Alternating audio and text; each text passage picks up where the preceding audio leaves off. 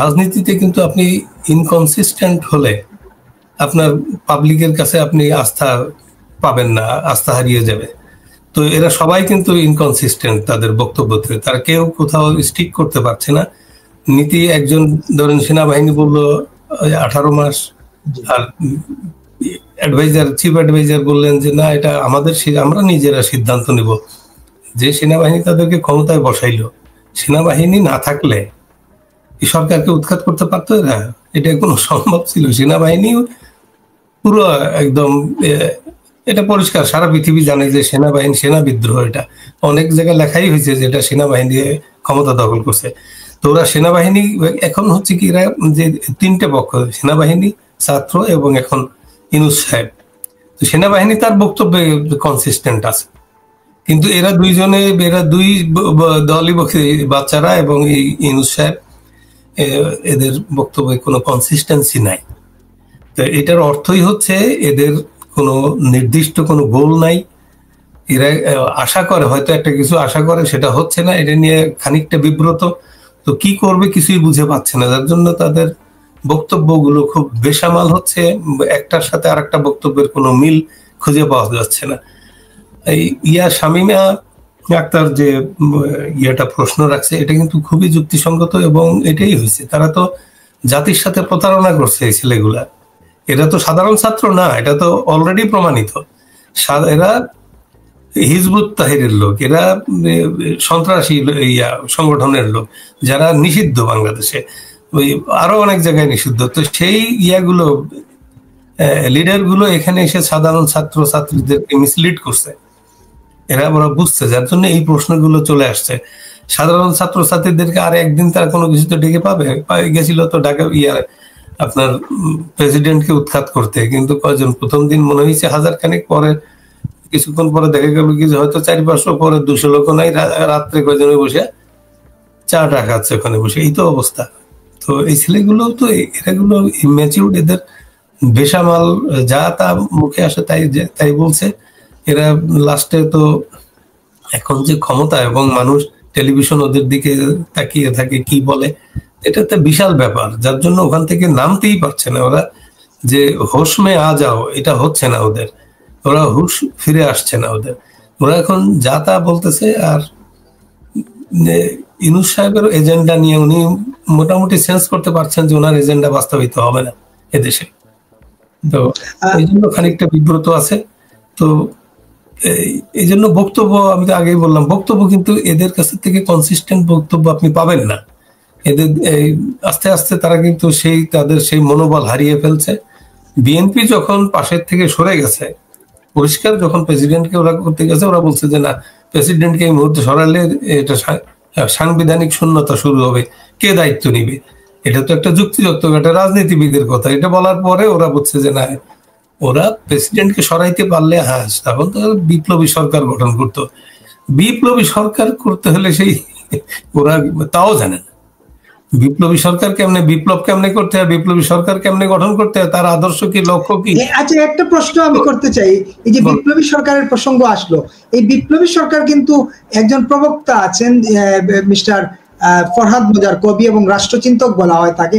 তিনি বিভিন্ন সময় বলছেন এটা হয় নাই, এটা সংবিধান চুরে বিপ্লবী সরকার করতে হবে, এখনই বিপ্লবী সরকার না করলে সমস্যা, 1 সপ্তাহের মধ্যে করে ফেলো, এই শহীদ মিনারে কেন বিপ্লবী সরকার গঠন হলো না। এই জায়গা থেকে মানে তাদের, আপনার কাছে কি মনে হয়, এই যে ছাত্ররা, 2-4 জন ছাত্র যারা নেতৃত্বে এখন সক্রিয়ভাবে, এর মধ্যে এই 2 জনের কথাই বলা হয়, আসনাদ সার্জিসের কথা, তারা বারবার নানা কথা বলেন, এবং 2 উপদেষ্টা আছেন, 3 উপদেষ্টা, মাহফুজ একজন, আর 2 জন হচ্ছেন সার্জিস, সরি, নাহিদ এবং আসিফ, তারাও বারবার আর বলছেন যে বিপ্লব শেষ হয় নাই, আমরা দরকারে অস্ত্র হাতে তুলে নেব, বিপ্লব সমাপ্ত করব। তো এই বার্তাটা আসলে দিচ্ছেন তারা কোন জায়গা থেকে? তাদের আসলে পেছনে থিঙ্ক ট্যাঙ্ক কারা? আপনার কাছে কি মনে হয় আসলে? আপনি দেখেন, হ্যাঁ, আমি আমার ইয়াতে হিসাবে আমি বলবো যে ইসরায়েলকে গাজা দখল করার জন্য হামাস একটা বড় ভূমিকা পালন করছে। অনুরূপ ভাবে আপনি দেখেন, এরা যে বিপ্লব এখন বলে, বিপ্লব প্রথমে তো সংবিধানের অধীনে ওত নিছে, এখন পর দেখছে যে মাজারুল ইসলাম সাহেবের উনি একটা ফরহাদ মাজার, আমি উনি সিনিয়র লোক, আমি উনার সম্পর্কে আসলে তো মন্তব্য করতে চাই না, কিন্তু বিপ্লব হচ্ছে, আপনি তো দেখছেন, আমরা তো ইতিহাসে পড়ছি বিপ্লব কাকে বলে, কারা বিপ্লব করছে। অক্টোবর সোশ্যালিস্ট রেভলিউশন, তারপরে ফ্রেঞ্চ রেভলিউশন, তারপরে চাইনিজ বিপ্লব, এরা তো আরো অনেক দেশে, নিকারাগুয়াতে ড্যানিয়েল ওর্তেগা বিপ্লব করছে, আমরা তো দেখছি ফিডেল কাস্ট্রো বিপ্লব করছে। সেই বিপ্লবের তো সেই তাতে দিক নির্দেশনা থাকে, তাকে আর বিপ্লব কাউকে, কিন্তু বিপ্লবের নেতা কিন্তু কাউকে অভিযোগ করে না যে তোমার কারণে আমি ওইটা হইতে পারলাম না, এটা হলো না কেন, ওইটা হলো না কেন। তো এদের হয় কি এই সম্পর্কে আমি তো ফরহাদ মাজার তো নিজেই বলে, উনি আর একটা টক শোতে দেখলাম যে উনি ভীষণ ভাবে ক্ষুব্ধ যে কিছুই হয়নি। তো ওনার ছাত্র সেই ওনাকে ফলো করে নেই নাকি, আমি এটা বোঝা মুশকিল। এই সম্পর্কে আলোচনা করা আসলে সময় নষ্টের মতো আমি মনে করি। বিপ্লব আমরা জানি, বিপ্লব একটা, আমি তো সবাই জানে যে বিপ্লব একটা চেঞ্জ আনে সমাজে, একটা পজিটিভ চেঞ্জ আনতে হয়। মানুষ বুঝে যে বিপ্লবের স্বাদ কি, যে বিপ্লব হলে কিভাবে স্বাধীনতা ভোগ করে মানুষ, কিভাবে মানুষ উন্মুক্ত ইয়ার সাথে নিঃশ্বাস নিতে পারে, মানুষের সেই সকল প্রেশার সব চলে যায়, মানুষ একজন মুক্ত স্বাধীন চেতা মানুষ হিসেবে নিজেকে এক্সপোজ করতে পারে, একজন সাধারণ মানুষও, যদি in true sense of the term বিপ্লব যদি সংগঠিত হয়। তো এইখানে এরা মানুষের জাতির সাথে প্রতারণা করছে, তলে তলে অস্ত্র নিয়ে আসছিল, বলছে যে আমরা এরপরে। তো যাই হোক, বারবার একই কথা বলা হয়ে যাচ্ছে। এরা, আমার মনে হচ্ছে যে এরা হামাস যেমন ইসরায়েলকে সাহায্য করছে গাজা দখল করার জন্য, এরা আমার দেশটাকে ডিসমেন্টেল করার জন্য অনেক ভূমিকা রাখবে। এটা তবে এরা পারবে না, সাকসেস হবে না, এটা আমি জানি। আমি রাজনীতি করছি, আমি সাংবাদিকতা করি, আমি খোঁজ খবর রাখি। রাজনীতিবিদদের চাইতে সাংবাদিকরা কম রাজনীতি বোঝেন। এই যে এখন আমি জানি যে কি হচ্ছে এখানে। এই যে এখন তারা আবার বলেছেন প্রয়োজনে আবার তারা দ্বিতীয় গণঅভ্যুত্থান করবেন, চাইলেই কি একটা গণঅভ্যুত্থান করা সম্ভব?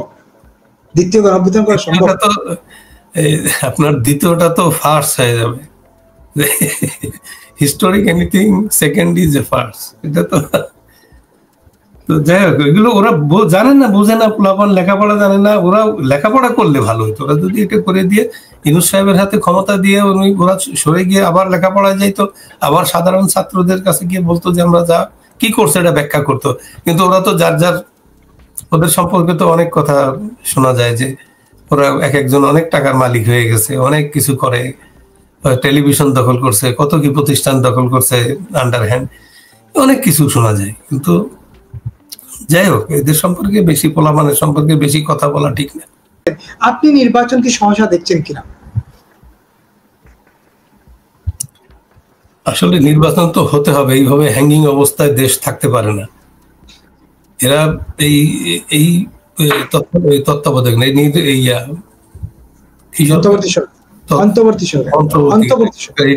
এটা সংবিধানে নাই, কোনটাই নাই। তারপরে they are nobody to do anything for the nation, for the government or for the politics.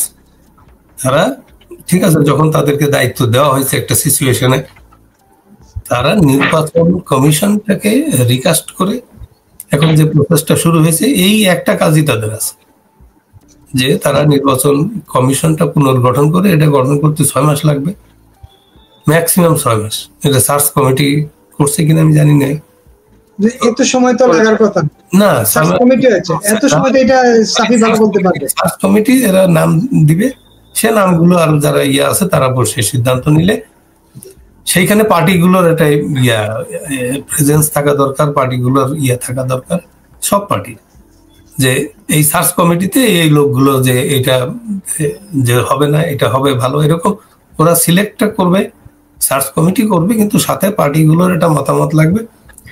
এটাতে 6 মাস লাগে না, 3 মাস লাগে। তো সব এই মানুষগুলো তো বিহার থেকে, অন্য গ্রহ থেকে আনা হবে না এই নির্বাচন কমিশনে। এরা আমাদের দেশের মানুষ, আমরা সবাই চিনি, আমরা জানি। তো এখানে বসে সকল পার্টি একসাথে, সেই মাহমুদুর রহমান মান্না হোক, তারপরে জুনায়েদ সাকি, একেবারে বিএনপি থেকে শুরু করে সবাই, সব পার্টি এক হয়ে তারা বসে একটা সিদ্ধান্ত, ইভেন আওয়ামী লীগকে নিলে ইয়া হবে কেন, যে আওয়ামী লীগ বলতে পারবে না যে না আমি তো এই নির্বাচন কমিশনের সাথে নাই, ছিলাম না। এমন সিচুয়েশন হলে তারা একটা, সেই সুযোগটা তাদেরকে দেওয়া উচিত না। যদি আপনি রাজনীতি করেন তাহলে আওয়ামী লীগের থেকেও থাকতে হবে, তারা থেকে একসাথে একটা নির্বাচন কমিশনে তারা একটা সিদ্ধান্ত দিবে, ওইটা